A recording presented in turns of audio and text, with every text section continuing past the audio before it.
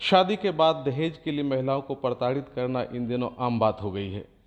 ऐसे दर्जनों मामले हैं जो ससुराल वालों के खिलाफ पीड़ित महिला ने न्यायालय में दर्ज करा रखा है। साथ ही पारिवारिक मामलों को देखने के लिए पूर्णिया एसपी द्वारा चलाए जा रहे परिवार परामर्श केंद्र को अगर देखेंगे तो यहाँ भी प्रति शुक्रवार को दर्जनों ऐसे मामले आते हैं जिसमें महिलाओं का आरोप होता है कि उसे दहेज के लिए सास ससुर यहाँ तक कि पति के द्वारा भी प्रताड़ित किया जा रहा है। अब यह सामाजिक कुरीतियाँ अपना पैर इतना पसार चुकी है कि पढ़े लिखे वर्ग के लोग भी इसके जद में बड़ी संख्या में आ रहे हैं और लोगों का जीवन एक तरह से नर्क ही बनता जा रहा है। ऐसा ही एक मामला पूर्णिया के केहार थाना क्षेत्र अंतर्गत साहवान मोहल्ला की रहने वाली मोनिका वर्मा ने उस वक्त बताई जब उन्हें लगा कि अब पानी उनके सर से ऊपर जा रहा है और सारी बातें अब मीडिया के माध्यम से पब्लिक को बताना ही पड़ेगा, क्योंकि मोनिका वर्मा ने 10 वर्षों के इस पारिवारिक बंधन को बखूबी निभाने की कोशिश की और अभी भी कर रही है, किंतु लड़के वालों ने इसके परिवार को और इसे इतना प्रताड़ित कर दिया है कि अब इनका हौसला जवाब दे रहा है।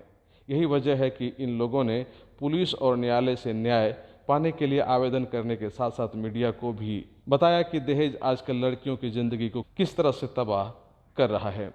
मोनिका वर्मा ने बताया कि उसके पति जयलोक वर्मा, सास ससुर और भैंसुर समेत सभी लोग दहेज के लिए उसे लगातार प्रताड़ित करते आ रहे हैं और दहेज नहीं मिलने पर तरह तरह का बहाना बनाकर कभी मारपीट गाली गलौज करते हैं तो कभी घर से बाहर निकाल दिया जाता है। वे अभी भी अपनी पारिवारिक जिंदगी को जयलोक वर्मा के साथ बिताना चाहती है, किंतु जयलोक वर्मा और उसके परिवार वाले ने उस पर तरह तरह के आरोप लगाकर उसे घर से बाहर निकाल दिया है और जयलोक वर्मा की जिंदगी में उनकी कोई अहमियत नहीं रह गई है, इसीलिए उसे किसी भी तरह का मेंटेनेंस भी नहीं दिया जाता है। उसकी एक छोटी सी बच्ची है जिसका परवरिश वो खुद ट्यूशन पढ़ाकर करती है। काफ़ी आरजू विनती करने के बावजूद भी जयलोक वर्मा और उसके परिवार वाले उसे रखने को तैयार नहीं है। मोनिका वर्मा ने बताया कि जयलोक वर्मा के बड़े भाई की भी दूसरी शादी कराई गई है और उस परिवार की आदत है कि शादी करके दहेज लेना और फिर लड़की को छोड़कर दूसरी शादी रचाना ताकि ज़्यादा से ज़्यादा दहेज मिल सके।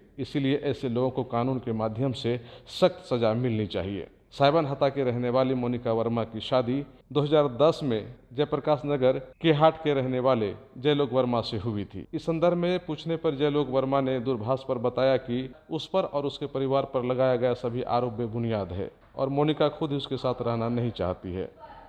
मुझे मेरे ससुराल वालों ने मेरी बच्ची के साथ ये कह के निकाल दिया कि मेरे माँ पापा ने मेरे बड़े भाई की दूसरी शादी करवाई है, मेरी भी करवाएंगे और शादी के बाद से ही मुझे दहेज के लिए हमेशा से प्रताड़ित किया जाता रहा है।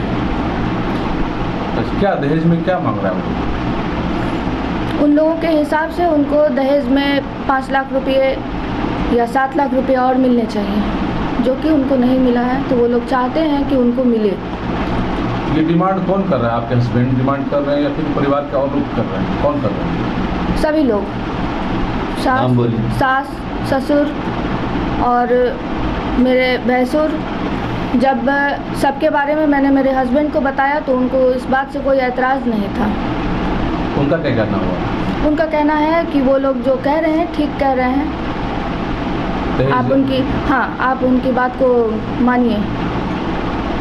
अच्छा, किसी डायरेक्ट की दहेज हमको दीजिए या फिर किसी बहाने वो मांग रहे थे कि ये काम करना है, इसके लिए मेरे पहले करके आओ? उनको कार खरीदनी है, उसके लिए पैसे चाहिए। इन लोगों को फर्नीचर खरीदना है, उसके लिए उनको पैसे चाहिए। जबकि मेरे हस्बैंड BPCL में इंजीनियर है। वो कमाते नहीं है क्या?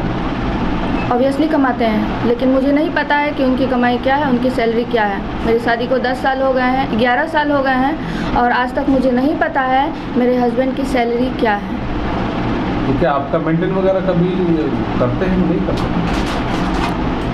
बेसिक रिक्वायरमेंट्स को पूरा करते हैं। उसमें जो कमी होती है तो मैं ट्यूशन पढ़ाती हूँ छोटे बच्चे को, उसमें से मेरी और मेरी बच्ची की जो भी बाहरी रिक्वायरमेंट है, एक्स्ट्रा है, छोटी बच्ची है उसको चाहिए रहता है एक्स्ट्रा, कभी खिलौने कभी कुछ तो वो हम उससे पूरा कर लेते हैं। मैंने उसके लिए कभी शिकायत नहीं किया कि मुझे और चाहिए, मुझे और ला करके दो, मुझे कम पड़ रहा है। जब आपके पिताजी ने दहेज देने में असमर्थता जताई, तो फिर उन लोगों ने क्या किया?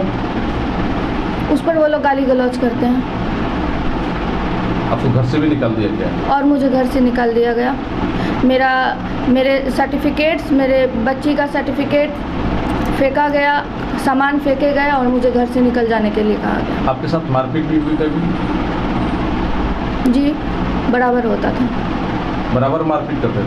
जी। तो आपके तो जो हस्बैंड है वो तो ड्यूटी पर रहते थे, मारपीट कौन करते थे?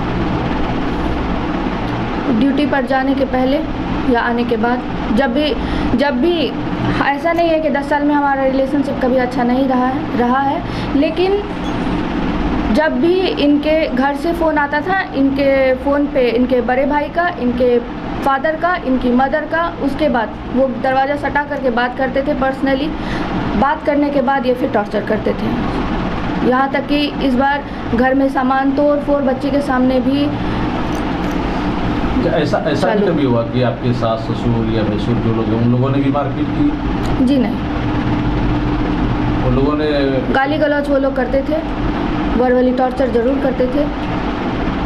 अच्छा, आपके मायके वालों को भी वो लोग गाली गलौज करते थे? जी करते थे, सबको करते थे वो लोग। उनको मैं ना तो वो लोग मेरे से सेटिस्फाइड थे और ना ही मेरे मायके वाले से सेटिस्फाइड थे। उनको सबसे प्रॉब्लम था और वो उन लोग ऐसा ही चाहते थे कि मेरे घर में कभी कोई फंक्शन हो, कभी कोई ज़रूरत भी, अगर कोई बीमार भी पड़ गया है, हॉस्पिटलाइज भी है, तो उसमें भी मैं वहाँ पर प्रेजेंट ना हूँ।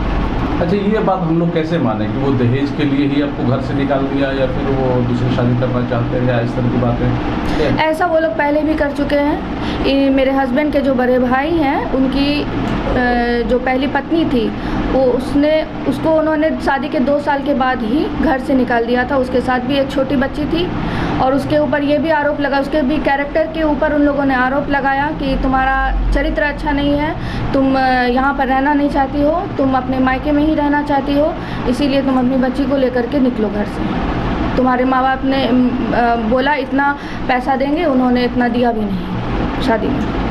उनको निकाल दिया? उनको निकाल दिया। फिर बेटे की दूसरी शादी करा दी? और फिर बेटे के तलाक करवाया। कब करवाया हमको नहीं पता।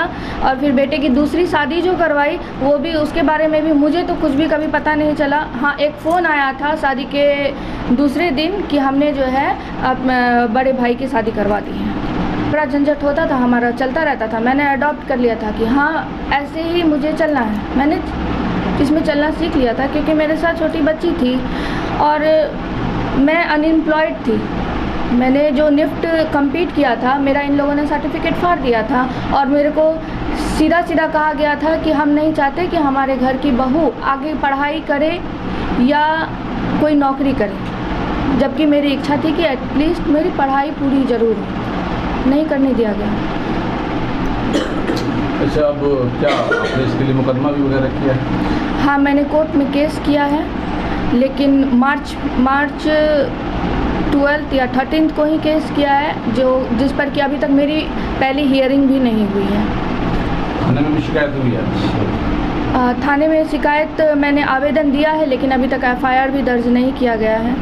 मैं 1 साल से परेशान हूँ। अपने पापा के घर में 28 जुलाई 2020 को यहाँ पर आई हूँ, तभी से मुझे कोई फिनंशियल सपोर्ट भी नहीं मिला है और बस मैं बोझ बनी हुई हूँ अपने पापा के ऊपर। तो ये बताइए, इसलिए परिस्थिति यहाँ तक पहुँच गई, मामला कोर्ट कचहरी तक पहुँच गया, क्या अभी भी आप अपने पति के साथ रहना चाहती हैं? जी बिल्कुल, मैं रहना चाहती हूँ क्योंकि मेरा रिश्ता 1 साल या 2 साल का नहीं है। मैंने पूरे 10 साल इस रिश्ते को दिया है, जिसमें मेरी एक बच्ची भी है।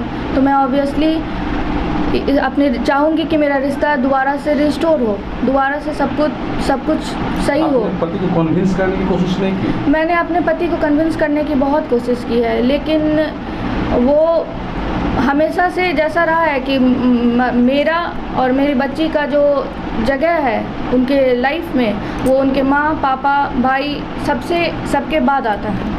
तो उनके माँ पापा नहीं चाहते हैं कि दोबारा से ये रिश्ता हमारा रिस्टोर हो जाए।